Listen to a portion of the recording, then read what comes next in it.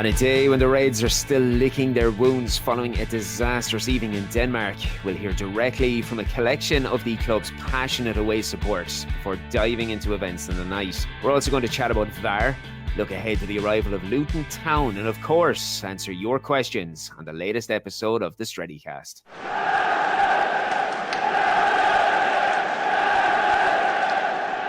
Welcome to episode 179 of the Strettycast. I'm Brian Murphy and we are in Copenhagen. I'm joined by four boisterous Reds who've travelled over with me three from Ireland, one from the UK. We're a couple of hours before kick-off. It's 5 p.m. local time. The Reds are in the mood, as the saying goes. Irish bars are hopping, English bars are hopping, Scottish bars are hopping. We've just come from the harbour area where we had some nice subdued drinks, Christmas beers, some glog, I think it's called, and some of the lads had some churros, because we're very cultured like that. First off, I'm going to meet Colm. Colm, we're here in Copenhagen. What do you reckon? How's tonight going to go? More to the point, does Anthony start? Big question. He's going to start because we've no fucking balance, but realistically, he's getting whipped after the hour. That's that. Pellistri to come on and change the game like he did against Fulham? Well, I fucking hope so, because else, if that doesn't happen, we're going out. Simple as that. Big game tonight. Big, massive atmosphere.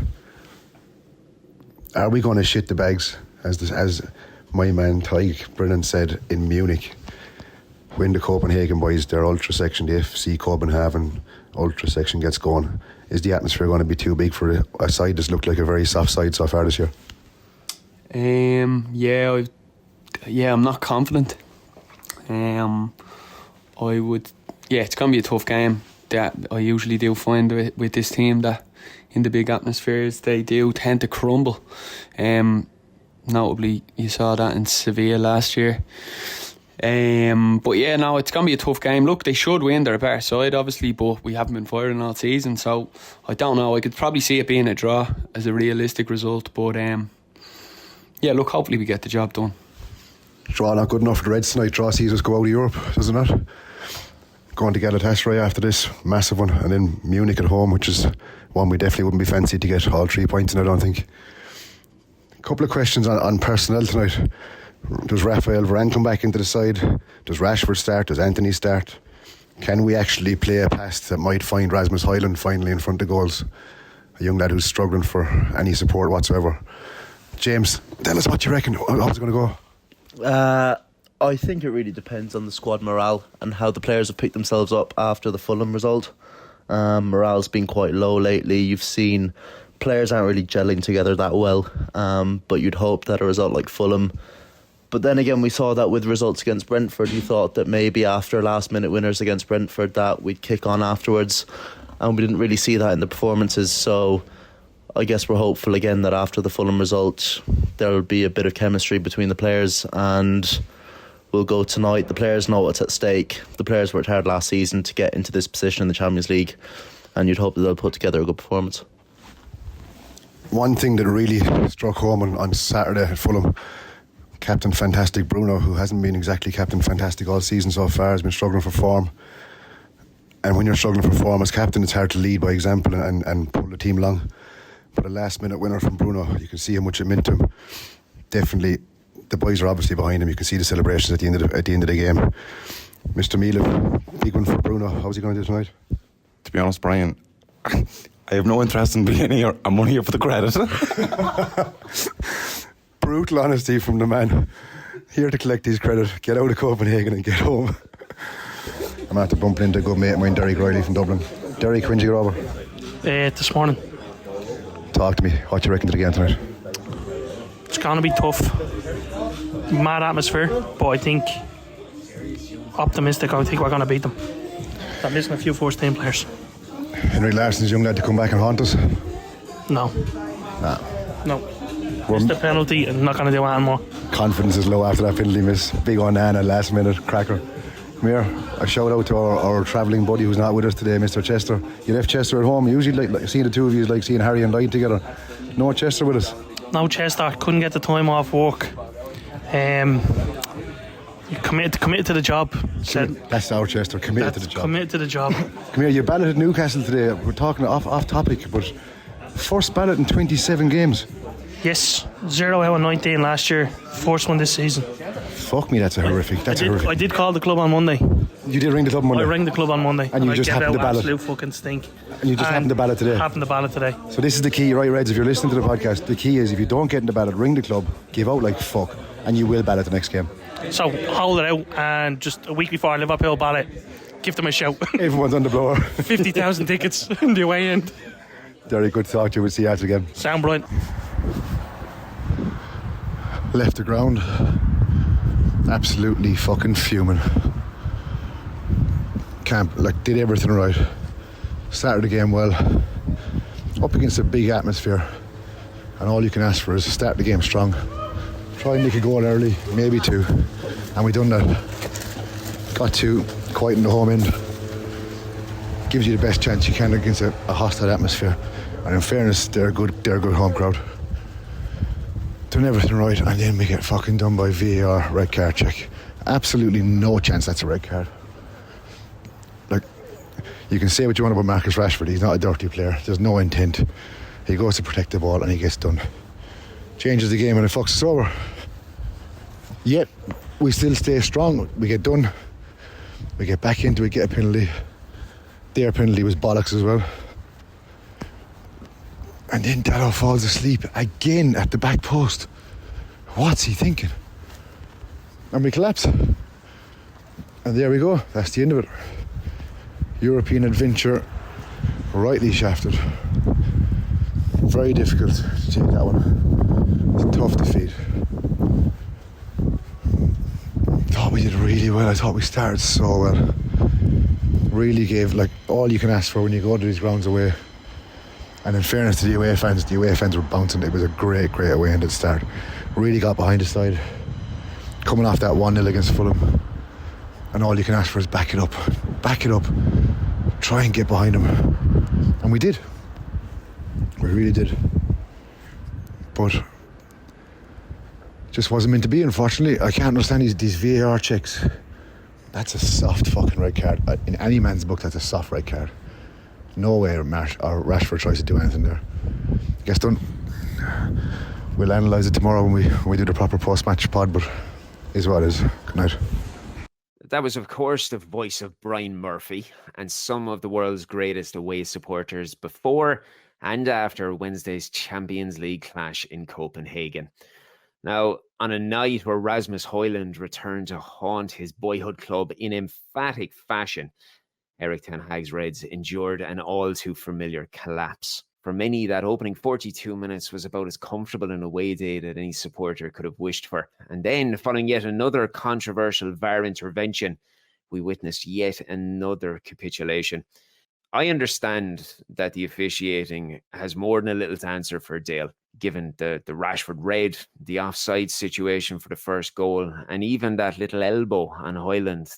But there was a night that really, really stung supporters, players, and Erik ten Hag, wasn't it? It was, Shaun, because I felt, unlike a lot of the other games that we've played this season and getting bad results, there was a sense of anger after those towards either the players, some of the managerial decisions, or whatever.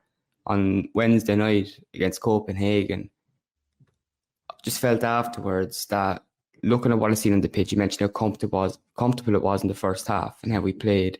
In the second half, we came out initially the stronger team, deserved to take the lead before another collapse. But just with the officiating going against us, I find it hard to totally put a finger at the manager or put the finger at any of the players really for that. Yeah, there were some players that didn't cover themselves in glory. But I think overall, the decisions that went against us outweighed the performance, because for the most part, I was quite happy with United.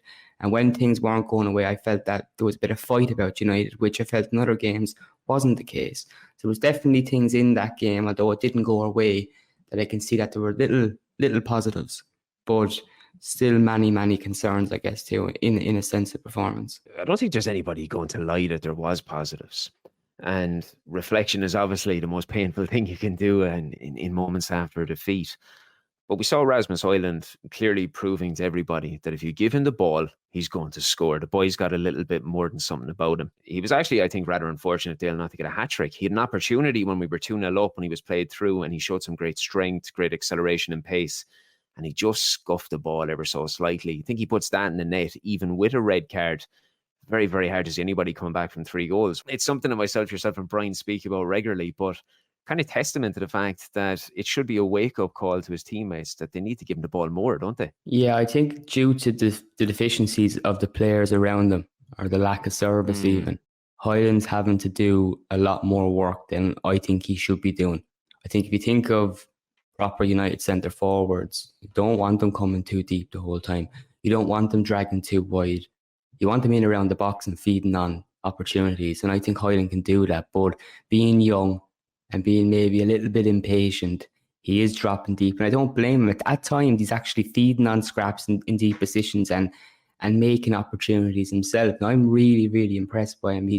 I'd go as far as to say he's been the silver lining in what's been a very bad start to the season. And we can see with the development we can expect from him that we've got an elite striker on our hands. Yes, he hasn't got the goals in the Premier League yet. He's doing it in Europe. But I just look at the overall all-round service. There's not enough. And I think if we can fix the issues that are blatant on that right-hand side, and he's getting service from both flanks, and not so predictable that just down the left, I think Højlund's going to be bagging goals. It's great to see, isn't it? When you got a 20-year-old who is already bleeding for the badge. You know what, with the running around that you're referencing, I think a lot of that stems back to the lack of availability of a couple of key players. I mean, Luke Shaw, Lisandro Martinez. I know Aaron Wan-Bissaka is back, but he does not look like Aaron Wan-Bissaka before that injury. He's definitely not back to the pace. Like you can see he's a couple of strides off where he normally is, and that's not a downer on him in any way, shape, or form. He's clearly trying to get back as soon as he can. But I think Højlund is having to work that bit harder because of the amount of gaps and the amount of deficiencies you saw when he was substituted off. Even though we're chasing a goal, and maybe some people were a little bit in awe at the fact that we're taking off the man who's got 2 of them when we need another one. But as you said, he ran himself into the ground. You could see he had nothing left. And I know a lot of people then probably looked at the subs bench. And it was something that I know we spoke about privately with Brian as well, Mason Mount. And Mason Mount is a hot topic at the moment. Massive transfer fee arriving to the club. Kicks on in pre-season, looks a bit impressive, starts out, gets an injury. Very, very unfortunate. And it curtailed any sort of progress he could have had early on. But during that game when Højlund was run to the ground, Mason Mount was the manager's option to come on. A lot of people maybe didn't understand why. I want to look at this in 2 avenues. First and foremost, I want you to get your opinion on Mount coming onto the field, because personally, I suppose Højlund could give no more. Mount is going to run, he's going to press, and that's why I felt he was brought onto the field. He's certainly going to do a hell of a lot more than Tony Martial is going to do. Just how much is his lack of impact, his lack of selection, which is really, really frustrating a number of the fans, including people that we know very dearly. What do you put it down to? Do you put it down to the lack of the available players that are there, or do you put it down to something else? I think the lack of players that aren't, or the players that aren't there, are definitely playing a big role in this with Mason Mount, because he was part of this plan in the summer to come in. Even though some of us were scratching our heads when he came in, the type of midfielder he was, when we kind of needed someone I felt more physical and more, probably more rounded or better defensively. We thought we were getting that with Amrabat, but let me get started on him. When it comes to Mason Mount, I think there's a really good player there, but until we have the likes of Luke Shaw, Lisandro Martinez in the team and transitioning balls like we know they can, a player like Mason Mount seems pretty pointless and isn't going to work, I don't think. And that alone will raise questions about why we signed them. Have we spent 60 million on a player that is just, he can only play when certain players are playing? And that's not really a midfielder that I'd be paying 60 million for. And that's harsh because he is only new to the club. And I actually felt prior to the last international break, when he got a few games, I thought Mason Mount was playing well. And I was surprised he was taken out of the team after the international break. I thought Mason Mount was playing well. And even in games we weren't playing in well, in Palace, for example, we lost to Palace at home. I thought Mount put in a decent display that day. But I think the slap on the wrist came after that international break, because although he was playing okay, Ten Hag, I think, was basically saying to him, yeah, okay, it's not good enough at United. We need more from you. And he's not afraid to take him out of the team. I think that's a bit bold, but I can't litter over it and say it's been a good start for him, because it hasn't been. He's obviously looking at the England squad. He's been omitted from it for a second time in a row. And he's going to be looking at Jadon Sancho thinking, I won't want to go down a similar path than him. But ultimately, Shaun, it's up to Mason Mount. Put up your socks now. Find a place in the team, like McTominay's done in recent weeks, or sit on the bench. I know our own JK made reference to something that I would have referenced in an article I wrote many, many months ago about how Ten Hag is ideally looking to build towards playing this 3-1-6 formation. At the time when I was discussing this on various podcasts, and I obviously referenced how Mount was going to be this linchpin alongside Bruno Fernandes, and he was going to be a player who was going to supply additional creativity, that it wasn't all coming from one player, and it supplied a different avenue of creativity. Plus, on top of that, you have his work rate, you have his tenacity, you have his desire to track forward and backward. But something that you've touched on just a moment ago is perfectly credible, because he has this skill set and he is a very, very versatile player. But in what you said about him being capable to play with a certain type of player, that's incredibly worrying.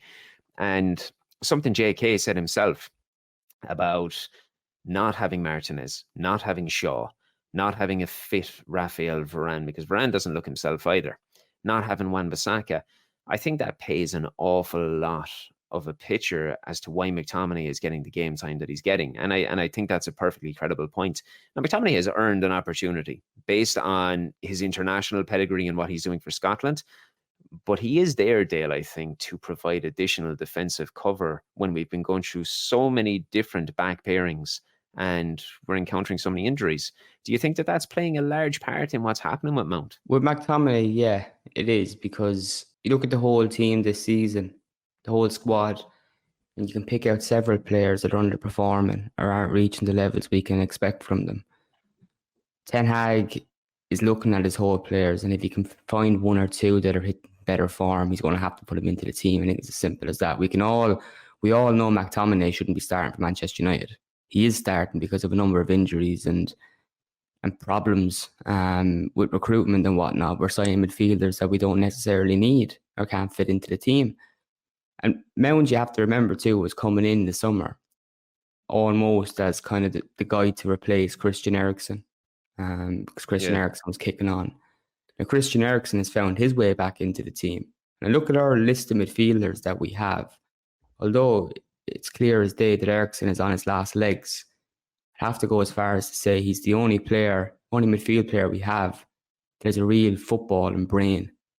Yeah. And knows how to dictate tempo. Now, the problem is with the fact that he's on his last legs at this level anyway. You're going to get games, maybe especially away from home, where he's going to be overrun. And off the ball, at least defensively, he's not very good. And you can be at fault for goals some weeks or not. But I think right now you're saying about McTominay fitting into that defensive role, that does concern me. Whatever about McTominay's form, I think the best we've seen in McTominay this season was when he was given that free roam, when he could run into the box and he was scoring a few goals, because I really don't think he's a midfielder, Shaun. I think I've said that to you before. I don't think he's disciplined enough to be a midfielder. I don't think he comes calling for the ball enough to be a central midfielder. I don't think it comes down to belief as well, though, doesn't it? The way he doesn't call for the ball and the way he almost it seems like he could be shielding himself behind opposition players at times, so as the ball doesn't come to him at times. I think a lot of that comes down to belief. Maybe I'm wrong with that, but it certainly looks that way. Maybe. I will give him one bit of credit too. In recent weeks, I found that everyone seems to be questioning this dressing room, whether this dressing room is folded on the manager and whatnot. But I think in recent weeks, Scott McTominay's really stood up, because at the beginning of the season, I understood that he was very, very unhappy with the club and he wasn't in the best of mindsets. And that's why he probably wasn't playing every week. Well, look, you can't blame him. He was basically told by the club he wasn't wanted anymore during the summer. He did stay. And I think he turned his mindset around maybe before the last international break, said he wanted to play for United. And what I've noticed, Shaun, is in recent weeks he's been coming out speaking after games and speaking really well. Now, it's kind of a shame that he hasn't got a bit more natural ability to be a starter for United, because when I hear him speak in a team that lacks leaders, there's an element of me that wants him to be my captain. And that, look, giving McTominay the captain's arm, but I'm not saying Ten Hag should do that or should take it off Bruno, like we stated last week or 2 weeks ago. But I think McTominay is also starting because he's kind of leading by example at a time we need leaders. He's always spoken very, very well. And he's a guy that has been at the club for so long, Dale, that he's perfectly aware what it means to be at Manchester United. He bleeds it. And I think you can see that. You can see that it means a lot to him. He understands that. But another thing that I want to look at, sort of ever so slightly moving away from the players, I think it's all very easy for rivals to point a finger at disgruntled United supporters for feeling a little bit dejected by yet more VAR controversy. For me, for many people, I think it's beginning to feel like there may be an actual agenda. Now, I'm not trying to say that as some sort of conspiracy theorist. Even in November, there's been far too many incidents this season where it's all feeling a little bit frequent now, isn't it? I said something last week on the podcast, which I want to go back on. Go on. I want to slightly change my view, because I said that I felt sorry with referees, because I felt that the power has been taken away from referees with VAR, and they're powerless. Well, that sympathy is gone in a matter of a week, because now the way I look at it is they're using VAR as this new scapegoat. When a referee makes a fuck up in a game, we no longer speak about the referee after games. The chat is always about VAR. And it's the same case every week after pretty much every game. When it comes to VAR, Shaun, they just need to fucking bin it. Fans never ask for VAR. And since it's come into football, they've made alterations and they tried to fix little things each season. They do little bits and bobs. It's still a complete shit show. It's not just an annoyance in the sense that when you're at games and there's a goal, you really don't know what's going on. You see a little sign come up on a board at Old Trafford saying VAR decision. When a decision is made, they don't explain why it's made. So you're still sat in your seat unknown till half time if the Wi-Fi is good enough to check the highlights, or after the game you have to wait. But you're sat there unknown. Then if a goal goes in, you don't know if you can celebrate or not. And if you can celebrate, it's delayed. And it's that exciting aspect of grabbing a stranger and hugging someone you don't know, it's a bit delayed and it's not the same thing. Then you're talking about the controversial decisions. You're talking about the nonsense arguments every week. Like, what was the one given against Maguire the other week for the offside? They gave some bollocks line for that as well, as some sort of offside, they said. But yeah, more crap. We've seen it again. Fulham, wasn't it? It was against Fulham when Garnacho drove it in at the back post and McTominay tapped it. But what was the line they used? What did they describe the offside as again? Subjective offside, yeah, that's what it was. Yeah. And then we'll obviously talk now about the Rashford red card and whatever, but look, I just think it's a complete shit show. I'd be keen to know your thoughts on VAR, and you think that there's any way that they can find a solution, because I know you're well more versed than I am in other sports in terms of rugby, where they've seemingly, as an outsider, got this right to help officiate and to actually be a lend in hand to referees. I don't think that's the case in football. I just don't see it being any way positive. You see, the thing that I've said all along is I've said that the problem with VAR is not VAR itself. The problem with VAR is the inconsistency in decisions. And you can even use what you said about Rashford as a prime example. It was unintentional. And by the vast, vast majority of the players on the field not swinging their hands up and flailing around, asking for the referee to do something, it's almost like they were trying to find reason. The same with Maguire that you were making reference to against Fulham. It's like it's not being used in football to aid the referee for a clear and obvious decision. It's almost like it's being used to find fault. And that's where the biggest problem is occurring here. And when you're talking about Rashford, they're getting sent off against Copenhagen. All you have to do is look at Liverpool the following night. You know, they had a decision. I'm not sure what player it was for Liverpool off the top of my head, but there was the exact same situation where there was an unintentional foot put on the leg, and it was almost a mirror image of what happened with Rashford, except the decision in the Liverpool game was to give a yellow card. Now, that in itself is really culminating for me the issues with what VAR is bringing on board. And it's almost like you're going to get a different decision based on the individuals that are manning it on any particular night. And that's what's bringing the fault with this. It's what's bringing the fault. It's what's bringing the frustration. And ultimately, Dale, it's what's bringing VAR into disrepute week in and week out. I think what really thrown VAR into the shitter a few weeks ago was when Mike Dean did a podcast. I think it was one of the bet makers. It could have been Ladbrokes or something. And he spoke about a decision when he was sat in VAR that it was one of his friends that was the referee.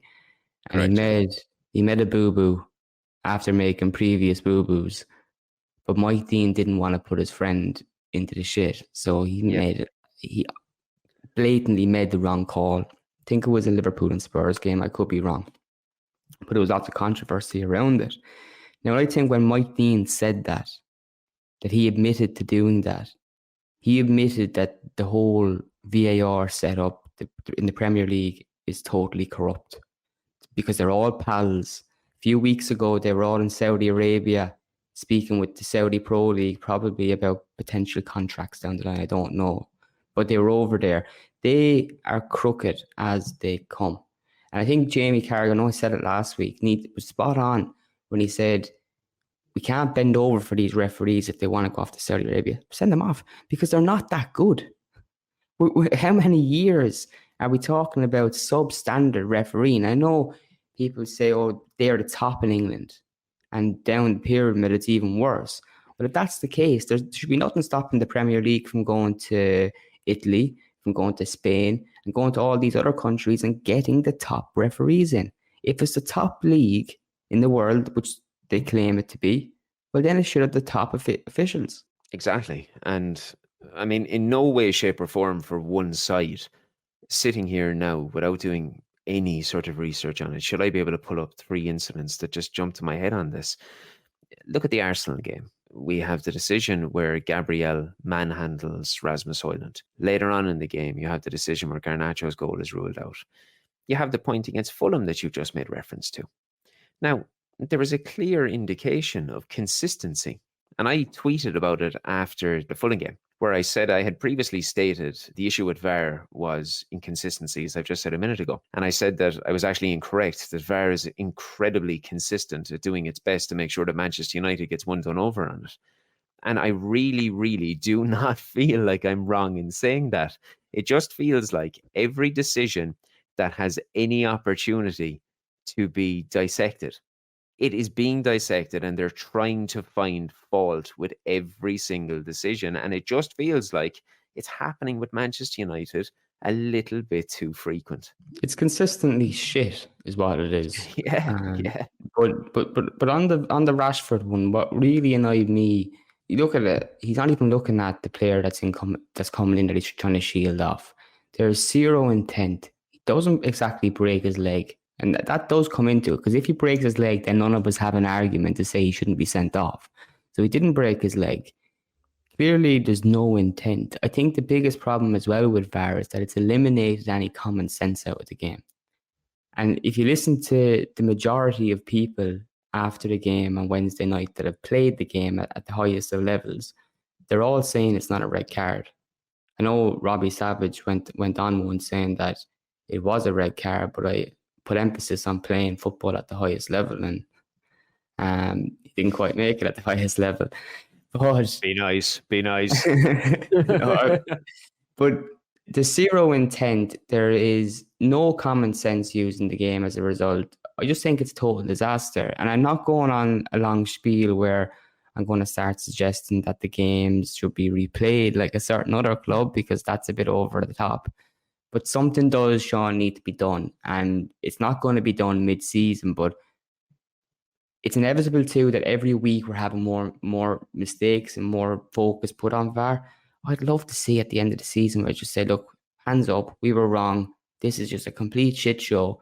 Now let's just move on. And look, something does have to be done. And as I said about the inconsistencies, I think what it comes down to, and Mike Dean is a prime example of it, is a bunch of officials that shouldn't really be seen or heard.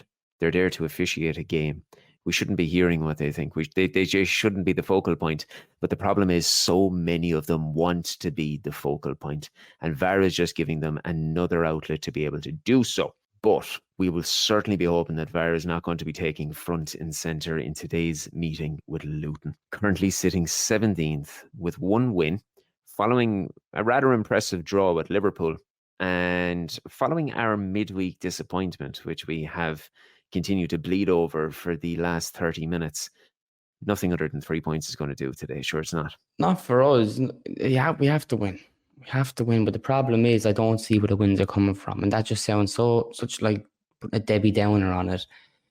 But this team, you just don't know what you're going to get from one week to the other right now. I watched the clip of Bruno Fernandes after the game against Copenhagen, dropping to his knees in tears when he got away from the pitch and thought he got away from the cameras, which he didn't.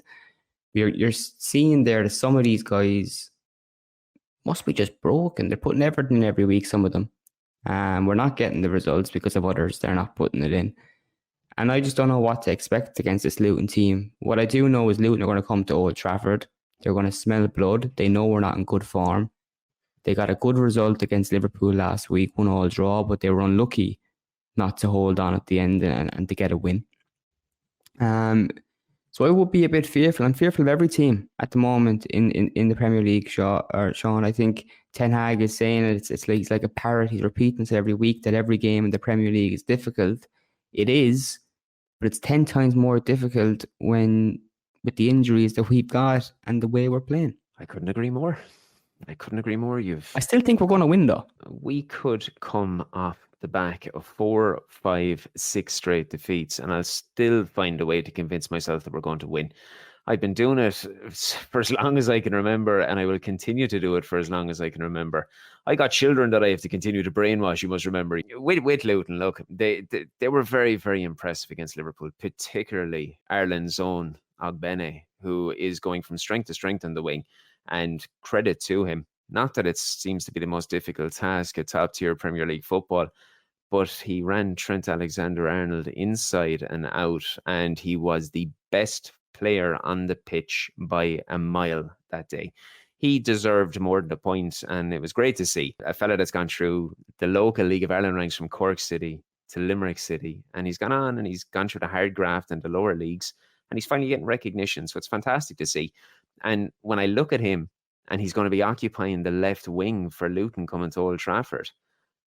I said earlier on that Aaron Wan-Bissaka is a couple of strides behind where he needs to be. He's going to need to be on his absolute game against him because Ogbene is a rocket on the left wing. And I think he's going to be a focal point in their attack coming to Old Trafford today. Wan-Bissaka, trust me on this one. He's going to absolutely pocket him in his pocket. It was the one thing about Wan-Bissaka is when he comes up against very good wingers like this, I always kind of fancy him defensively. I always even against speedy players, because we haven't got many players in our defence that are quick, and he's done quite a bit of covering up when he's been fit. But I do fancy him this weekend. I know he's a big challenge on his hands today, but Wan-Bissaka, we're getting a good performance out of him today. This is the fixture that they would have been looking at. This is the fixture to come to Old Trafford against Manchester United after all those years in lower league football. They'll have it all up for them. We say this quite a bit on this podcast, Dale, that it gets a bit old, it gets a bit tiring when you're looking for a response from your team. Once again, we're finding ourselves in a situation where we need a response. But ultimately, we do need a response, and it's the only way that we can go about getting a good result today, heading into an international break, that we can have some bit of momentum and some bit of positivity while we break. Well, if you look at the results last weekend, a lot of them went their way. And the table, the gap, isn't as big as it was a few weeks ago. I think it's vital that we win today to go into this international break with 3 points, because with the Premier League this season, and it's proof that there's not that big of this is proof in it that there's not that big of a gap, in that there's mad results happening every week. the Premier League is fierce competitive. And I don't think that has been noted so much, especially in Manchester United coverage, because we've won 8 games this season in all competitions. We've lost 9 in all competitions, and that's desperate. It's awful. I remember seasons under Alex Ferguson where we might not lose 4 or 5. It's a world away from that, and we're in just November. But I also think you look at Liverpool last week against Luton, dropping points. The Premier League is fiercely competitive. I think this weekend we beat Luton, and results elsewhere, 1 or 2 might go away, and the table will read a lot better. Come back from the international break then. But ultimately, on the whole talk of needing a response, I think we're beyond that now. I think we're after having this real slow start to the season. I think what those players need is a kick up the arse. Really do. I think that Jadon Sancho got one, and his reaction to that was appalling. He's fallen out with the manager now, won't apologise. He's been pushed out of the club as a result. I look at Varane and his performance the other night, and even his demeanour on the pitch was, in my opinion, very concerning. I think he looked like a player, not only did he play bad, but looked disinterested. So he's clearly not happy. So I think you've got a few players in there that they're hard to deal with. Maybe that's why I'm feeling quite flat about all the games that we're playing. But look, ultimately, I think 3 points are crucial. You never know what could happen in the other games that we'll be looking at. But we need not just a response, I think a kick up the hole. So, with all of that positivity that we've just heard, what score are we going today, Dale? Going to go for a 2-1 win United. And just one more thing, one more bit of positivity for you. I don't want Dalot starting today. I think in recent weeks, he's been absolutely awful, and even worse since Wan-Bissaka's come back. Maybe pushed over on the left, but there's no way Dalot's done enough to start on the right for me. But on that, some of his defensive lapses, not following his man, back post being out jumped. I think Reguilón has to come in, just on the basis that Dalot needs to know you cannot perform like that. And these lapses of concentration are going to end up costing us in more games. So I don't think Reguilón has done anything wrong. I think Dalot has. That'd be my one call today, is that Dalot should be dropped from the team. Yeah, I think it's a fair point. And you really saw with Dalot during the week, the whole Jekyll and Hyde, didn't you? Because there was a moment when we still had, I think we were 3-2 up. They delivered a cross into the back post, and he got back fantastically. And a last-ditch saving tackle, jumped up, and typical Dalot pumping the chest. And, he's very, very good at that. He's got great camaraderie about him. And then lose your man at the back post and ultimately be culpable again for the fourth goal. And it's that Jekyll and Hyde with Dalot. It's something that's there, isn't it? Well, I think it comes down to there's too many players in the modern game that nearly need a coach on their hip every 2 minutes to instruct them. I think Dalot has lots of ability. What Mourinho seen a few years ago in a young player, he didn't see nothing. There was something there. There's clearly a good player there with key attributes. What I think he suffers with, though, is what happens inside his brain. He seems to just switch off. And there's not really much I think coaches can do with that unless they can have someone standing beside him every 2 minutes and holding his hand into tackles and telling him where he should be taking position. But in the past few weeks, from a player that's playing the team every week, his mistakes have been really, really bad. And I think he definitely needs to be taken out of the team. That might seem harsh. I very rarely point a player out like that because I don't like finger pointing.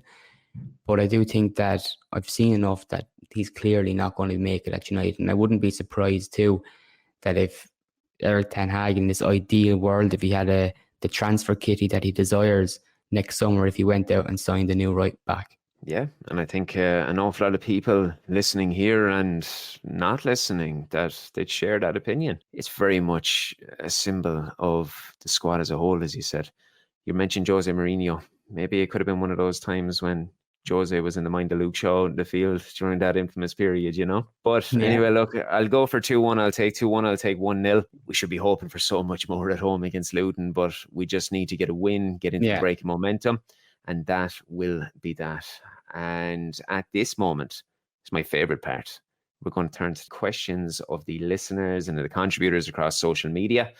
It is much appreciated every single week. And one of our own, Fabiola, has actually come in with a very, very good one for you, Dale, here.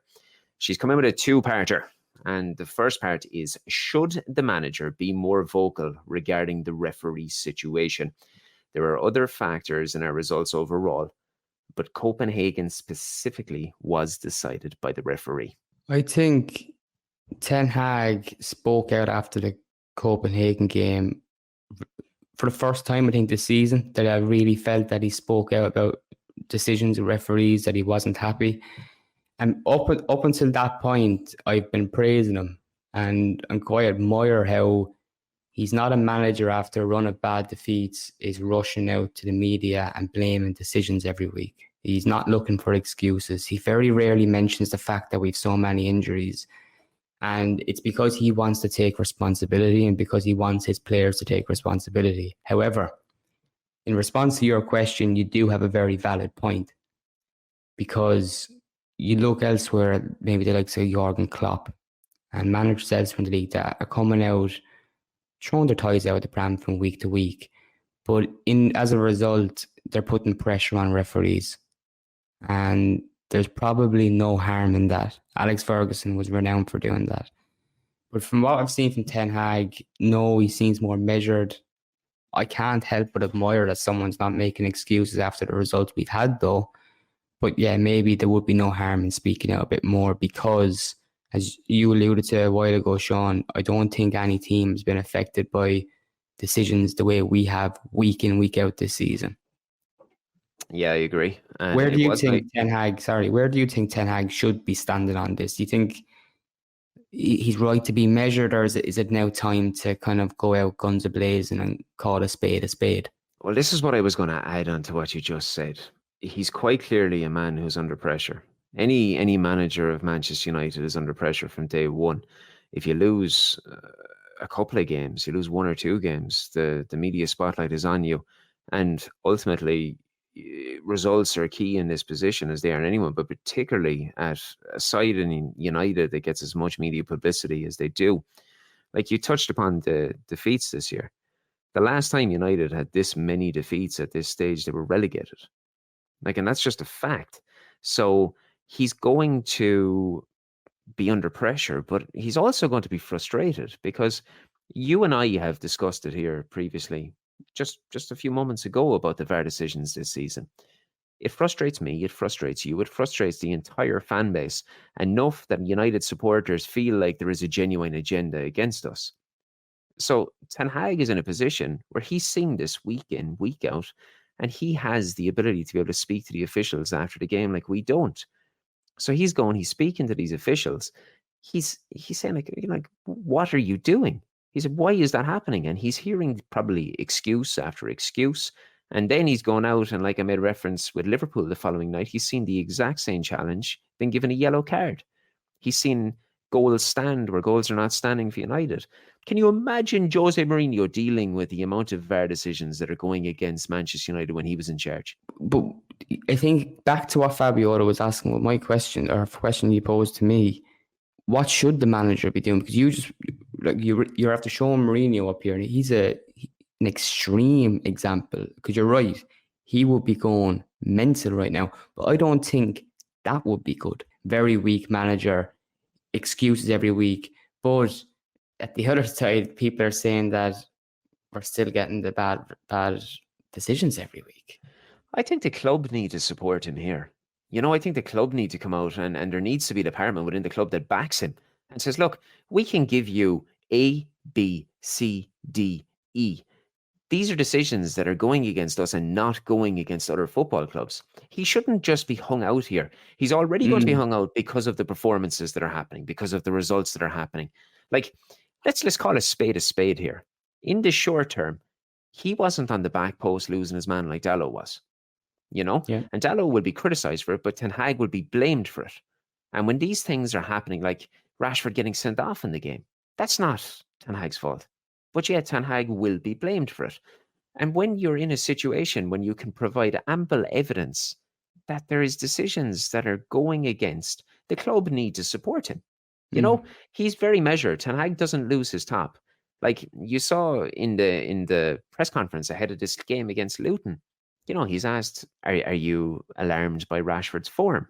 And then he was asked then, do you trust this group of players? The results are not good. We need to do better. I'm confident the players will do better. You know, he always chooses his words, and he chooses just to be short and brief rather than attacking and rather than going down an aggressive, unnecessary route, because he knows that if he says 2 words, it can be turned into an article. And he's very measured in that sort of way and how he deals with the media. I think he's right to come out and gesture about this. And I think he should be doing it more in the measured manner that he does. And I think the club should back him. I'm gone past the point of using that old analogy. I say that as you go through a season, decisions generally level themselves out. You're going to have decisions go against you. You're going to have decisions go for you. Since the opening game of this season, when Onana leveled that Wolves player, like, we were very fortuitous not to have a decision go against us there. But at the same time, we shouldn't have to suffer week in, week out. And now it has even spread to the continent, not just Premier League, but in continental football. And it just feels like, for whatever reason, we are suffering when other clubs are not. And the manager should not be held accountable for having frustration, just like you and I. Absolutely, Shaun. The second question from Fabio I'm going to pose to you. Given the recent performances from our left-back choices, which I touched on with Dallo, how bad could Alvaro Fernandez have been to be sent on loan and not given an actual chance at left-back? She says this does not make much sense. Yeah, and really emphasizing the word bad, you know?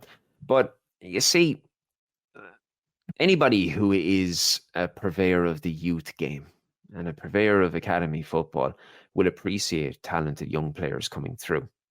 And not to deviate from the question, but when you're looking at the current squad and you're seeing Garnacho getting his opportunities, you're seeing Kobe Mainu on the cusp of getting opportunities and regularly being involved now in matchday squads. You look at a player like Alvaro Fernandez, and it's something that myself, yourself, and Brian spoke about many, many months ago, that it was actually prior to Reguilon coming, that when we were short and we had an injury crisis, we had a player who was ready and able, and he wasn't given an opportunity. In one instance, I was rather surprised that he wasn't given an opportunity, because it was sort of leering away from Manchester United's age-old history of, if you're good enough, you're old enough. But he's gone to Granada at 20 years of age. And people must remember this. He's 20 years of age. He's gone to Granada, and thus far in his loan period has featured 7 times. He's had some good, he's had some bad. As you will get in the modern day, anybody can make a YouTube montage and make anybody look absolutely imperious. As we've seen with multiple high-profile signatures in players that we have already discussed, such as Mason Mount, you come into the pressure cooker that is Manchester United and the cauldron that is Old Trafford. And if you give 1 or 2 poor performances, ultimately all the talent and the form and the prospects that you have are thrown out the window, and you're deemed not good enough to be at the top level of Manchester United. A good example, I think, that is even more of an onus than Alvaro Fernandez was Brandon Williams, because Brandon Williams came through and he was there far longer than Fernandez was. And this was a very, very talented player at youth level. He did everything, if not more, than Alvaro Fernandez has done at Manchester United. He got an opportunity, got a few games, looked all right, and then was deemed surplus to requirements and has since gone out on loan. So at 20 years of age, yes, in one aspect, I'm looking at Fernandez and thinking, well, given everything that's going on and the lack of options that we have, it would be nice to have this talented youngster there and see what he could do. But then at the same time, I'll stand by what I said all those months ago when myself, yourself, and Brian spoke, in that we're competing across multiple fronts. And we have a guy who has got no first team experience, and we're going to launch him in as the sort of prerogative option that we have at left back to play. I think the correct decision was made ultimately when I weigh everything up, because we've got a player in on loan in Sergio Reguilon, who, as we know, we have the option to cancel his loan period in January, so he doesn't have to stay for a prolonged period of time. But he's a more experienced player, and we know what we're getting for him. Whereas with Fernandez, it is an unknown variable as to what he's going to supply. That's my take on it. I don't think in any way, shape, or form he's bad, obviously. And I know that Fabiola has been sarcastic in saying so. But I think at this moment in time, given the nature of what's happening, it's a very awkward time to give a 20-year-old player a chance. Like, has your opinion changed on this since yourself and Brian spoke all those months ago? Well, I did think that he should have been brought in for that game that I remember we spoke about at the start of the season when we didn't have any left backs and there was talk of Fernandez coming in. I was of the opinion that, yeah, he needs to be given a shot rather than shoehorn another player into the role. But ultimately, when it comes to these kind of situations, the manager sees these players a lot more than we do, and he would have seen them in pre-season and he would have made his mind up. And there's so many more factors that come into it, like the year in Spain, how many minutes and games he's going to get and what that's going to do for his development. And weighing that up with what you said about playing 1 or 2 games for United and not quite cutting the mustard and then being labelled terrible all of a sudden, which happens young players when you play for United, unfortunately. Yep. It's inevitable. But yeah, I think it's a tough one because our left-back situation isn't great. But Fernandez as a first-team player for United is a bit of an unknown. I think what the best we can hope for is that he goes to Spain, Granada for the year. And that year of first-team experience does him the world of good. Because from the clips that I've seen of him, it looks promising, but none of them are enough to go on. Because if you look back at clips of me under 15, I looked all right. I draft you in. A young, sprightly little Tipperary man. Absolutely, I'd get you in there. Look, there was a heap of questions came through, but we obviously can't get to them all. And there's one I want to touch on before we finish up, and it was from Jerry Kelleher. It's kind of trudging back on something we discussed, but it's a good point. He said he honestly thought that the first 45 minutes was probably our best this season. It's hard to disagree with that, I suppose, Del. And he said that I felt encouraged seeing how the lads played. As disappointing as the loss was, he's asking, were we encouraged by what we saw, or does the lapse in concentration ruin it all? I personally don't think the lapse in concentration ruins the 45 minutes, because I think you have 2 questions there, don't you? Was I impressed at what I saw in the first 45 minutes? And was it our best of the season? I certainly think it was up there. It was incredibly impressive. And when you're going to what is a partisan stadium, I mean, the fireworks show, those flares, that's up there with as intimidating a prospect as you're going to face in Champions League football and a midweek night away in Denmark in the cold in winter. I mean, there's a big task for players, and I thought we went out very, very comfortably. Couldn't have started better in the opening 3 minutes, Rasmus Højlund scoring. We went on, we scored a second. As I said earlier, we could and probably should have scored a third, and that would have really put it to bed at that stage. I was obviously disappointed, and the lapse in concentration is frustrating. For me, the most difficult part was after the red card, not being able to hold out until halftime. That was the part that got me, because once again, the lack of leadership and the lack of a real solid spine on the field is what came out and reared its ugly head. And to go from 2-0 up and in the 42nd minute to go 10 men down and then to go in at halftime 2-2 could not have been any worse. But ultimately, Jerry, what I'll say to you is that I'll agree with you that the first 45 minutes, well, no, I won't say 45 minutes, Jerry. I'll say the first 42 minutes was probably up there with the best we've had this season. What would you think, Dil? Yeah, I know Højlund agrees. He said it in his post-match interview. I do think that the collapse ruined it because of the result that we got. But you mentioned the first 42 or so minutes. I 100% agree about it being the best that we've seen this season. I thought it was quite odd in the sense that I know we got the early goal, got the second goal, but most teams tend to press us more than what Copenhagen did at the start, whereas I felt we were in so much control, whereas we were just kind of spraying the ball around the pitch, nice and relaxed, and we had, do you know what it was? It was too good to be true. I was there sitting there, seeing how United are playing all season and thinking, this is just perfect. 2-0 up here. Might throw on the kettle. And if I did, came back in and it was 2-2. A fucking shit show. You can't with this United team, you just can't count your chickens. So I won't be doing that again. But look, yeah, the performance that first half at times was just brilliant. And it was relaxed. It was just so easy on the eye. Sadly, it just was too good to be true. Finishing up, this isn't a question, but it just doesn't feel right not to mention Dave Cleaver, because he's about as top a contributor as you can. And he had one simple thing to say: VAR check complete. The team is not Manchester United. Therefore, it is not a red card. Dave, very, very, very, very true. And just like that, another episode is in the history books as we lick our lips ahead of today's 3 p.m. fixture. It was great to be back after my little sabbatical, but as Dale knows, a busted knee can do a lot to a man. I'm always open to conversation and chat, and if you want to get in touch with me, you can do so on Twitter. It's at Shaun Connolly85. Dale, how can people get in touch with you? O'Donnell Dale on Twitter, and make sure to check out strettynews.com for all your United news and opinion.